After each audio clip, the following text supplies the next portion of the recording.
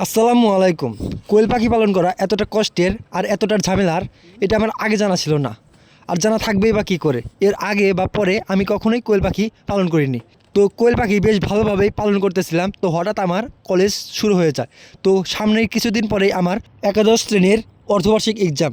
তো সেই জন্য এখন আমার নিয়মিত কলেজ যেতে হচ্ছে, ফলে আমার পাখিগুলো এবং মুরগিগুলোকে ঠিকমতো পরিযত্ন করতে পারতেছি না।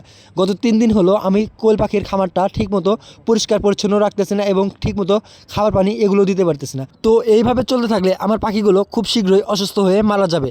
সঠিক পরিযত্ন না করলে কোনো কিছুই ভালোভাবে হয় না। তাই আমি আজকে কলেজ থেকে এসেই আমার পাখিগুলোকে পরিযত্ন করার কাজে লেগে গেলাম। তো পাখিগুলো নিয়েছিলাম গত 16 দিন হয়ে গেছে। তো আলহামদুলিল্লাহ 16 দিনে পাখিগুলো বেশ ভালোই বড় হয়েছে এবং ভালোই চঞ্চল রয়েছে। তো সুস্থতা আল্লাহর দান। তো পাখিগুলো আলহামদুলিল্লাহ এখন সুস্থ রয়েছে। তো পাখিগুলোর বয়স যেহেতু মাত্র 16 দিন, তো প্রথম দিন থেকেই আমি পাখিকে ব্রয়লার মুরগির ফিড খেতে দিয়েছিলাম আজ 16 দিন পর্যন্ত।